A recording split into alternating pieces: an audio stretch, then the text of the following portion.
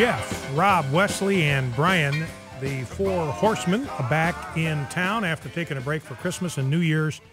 Hope you had a terrific Christmas and a great New Year holiday. We are ready to saddle up and ride again for 2014. A lot going to happen in 2014, including a major election in November, which could give conservatives the opportunity to take control of the United States Senate and set up a very fascinating dynamic for the last 2 years of President Obama's presidency. But the boys are, in fact, back in town.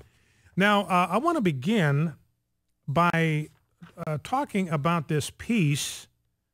Well, let me start here. I'll get to the Walter Williams thing in a second here, but the first thing I want to do is talk about an interesting poll that came out, done by the Pew Research Center, on evolution versus creation.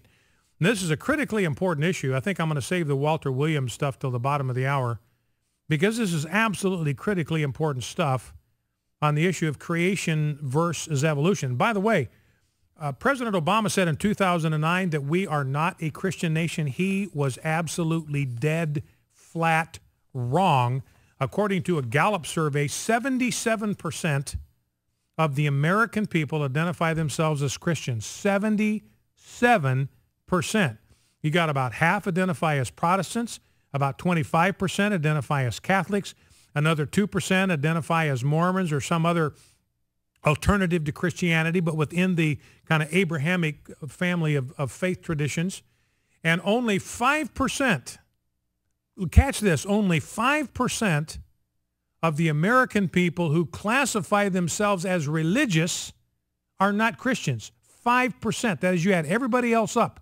You add all the Muslims up. You add up the Hindus. You add up the Buddhists. You add up all the people that are into some kind of occult stuff that would consider themselves religious, and 5% of the American population. Now, you got another 15 to 18% that are not affiliated. In other words, they're religiously inclined, but they're not affiliated or identified with a specific church or a specific denomination or a specific tradition of Christianity, but they are religious in their outlook, but not specifically affiliated.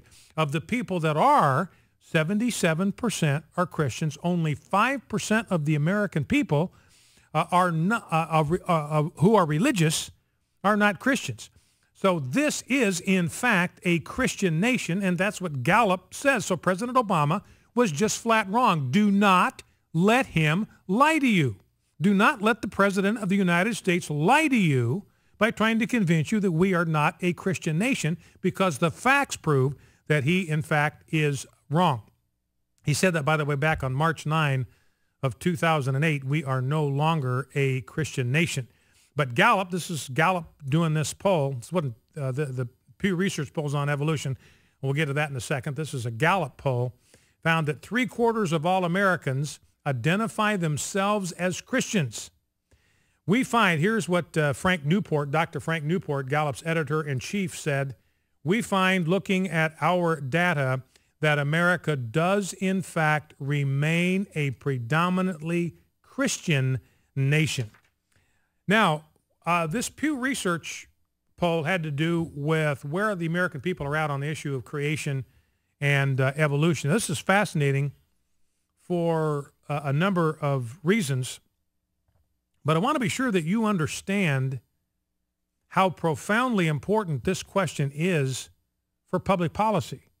This isn't just a matter of theological belief. This has enormous implications for our understanding of political dynamics, the political dynamics in America, what direction we ought to go, what our standard ought to be, where we ought to look, how we ought to conduct our affairs as a body politic. Because remember, and here's what's at stake here. Remember that the founders built our entire political system on a religious concept, on a specifically Judeo-Christian concept, that the God of the Bible is a creator with a capital C, that we are created, we are not evolved beings. It's right there in the Declaration of Independence. All men are what? All men are created. Not all men are evolved equal. All men are created equal and endowed by whom? By their creator with certain unalienable rights. So when you talk about whether the American people believe in evolution or creation, that's a huge, huge question. In fact, I would suggest to you, our founders obviously believed in a creator. They believed that the universe was created. They believed that man is a created being, not an evolved being, didn't rise out of the swamp somewhere, didn't emerge out of the slime. We don't share ancestors with apes and baboons. In fact, I would suggest to do, if a politician, if somebody wants to exercise political power, and he is an evolutionist, he is disqualified from holding political office in the United States of America because he does not share the political worldview that established the United States of America and made it the greatest nation in the history of the planet. Now, I'm not saying we ought to have a law prohibiting them from running for public office. I'm not saying that. I'm saying the American people shouldn't vote for him because that guy, if he does not believe that we are created beings and that our rights come to us from God, that man cannot be trusted to protect your civil rights because he doesn't believe that your rights come from God. What's the only other alternative? The only other alternative is to believe that your rights come from government, that government is the source of our rights. And you ask the average man on the street, that's what he'll tell you. Where do your rights come from? Well, they come from the government. No, they do not. They absolutely, flatly, completely, emphatically, categorically do not. Founders couldn't have been more clear about this. You go to the Declaration of Independence, all men are created equal and are endowed by their creator with certain unalienable rights. And he said these are self-evident truths. This truth that there is a creator and that he is the source of our is self-evident. You don't even need to argue it. It's so plainly obvious, so clearly true, you don't even need to defend it in argument. Now, we can, but they're saying, look, this is absolutely as plain as something could be, that there is a creator, that he is the source of our unalienable rights, and that the purpose of government, remember, is not to give us our rights, but to secure those rights. That's the word that the founders used, that to secure these rights, governments are instituted among men, deriving their just powers from the consent of the governed. So the purpose of government is to secure or to protect or to guarantee or to guard your unalienable right to life, liberty, and property. In other words, the purpose of government is if somebody infringes on a citizen's right to life, like through abortion or murder, right to liberty, kidnapping, incarceration, right to property, stealing, theft, embezzlement, swindling, whatever, then the purpose of government is to avenge the infringement of those rights, to punish the infringement of those rights, to bring justice into that equation so that those rights are protected. And people need to know that if they're thinking about infringing on another citizen's right to life, liberty, or property, that there's going to be a price to pay for that at the hand of civil government, and that is the purpose of government by God's design and God's economy. So rights do not come from government. I would submit to you,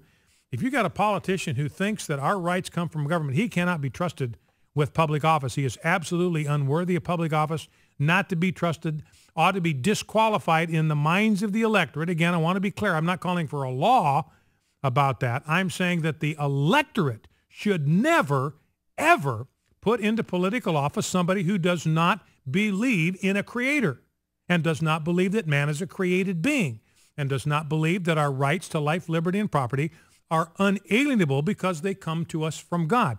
That's why the founders said they are unalienable. They cannot be alienated from us. They can't be taken from us. Nobody has the moral authority to deprive us of these rights. Why? Because they are a gift to us from the Creator. That's where they come from. And because God has given them to us, no government, no individual, no human agency, no human authority has the moral, ethical, or legal right to deprive us of those rights. They don't have the authority to do it because they're a gift from God. And nobody has the moral authority to take them away. And that's why we broke from the Crown of England, because the Crown was infringing on those rights to life, to liberty, and to property. And the American people said, no, you can't do that. You can't take away these rights because they're not yours to give. You didn't give them to us. God did. Your job's to protect them. You're not doing your job. And therefore, we're going to separate from you and establish a better form of government that will, in fact, secure and protect these rights. So I think it's absolutely critically important to understand that. I mean, you cannot overstate the importance of the fact that our nation was founded on a profoundly religious concept that there is a creator who is the source of our rights. So the founders believed that our rights came from the creator. They did not come from government. Government's job is not to give rights, but to protect them. And so if you have a politician who thinks that your rights came from government and not from God, not a single one of your rights is safe. Because if government is the source of rights, then those rights are no longer unalienable. They are absolutely alienable. Anytime the government changes its mind, it can take away those rights. What the government gives, the government can take away. So I want to submit to you that there is no man that can be trusted with political power, no man, not a single one, not anywhere on the planet, who can be trusted with political power if he thinks that we are descendants of apes rather than the creation of God. Now, it's interesting to me, secular theocrats, they want to get rid of God. They want to get rid of any acknowledgement of God in the public square, any acknowledgement of his standards. And I think that one of the reasons that people believe in evolution, and by the way, I haven't gotten to the details, but only 32% of the American people, after a century of brainwashing, only 32% of the American people, according to Pew Research, believe that man evolved with no help from God. A lot of people believe that man evolved, but God directed it at every single step. God was directly involved in the evolutionary advance. Now, I think that from a scientific standpoint is horrible science. It's just bad science as well as bad theology. So I do not believe in guided evolution or theistic evolution. I believe in creation. I believe man today is just like he was from the dawn of time.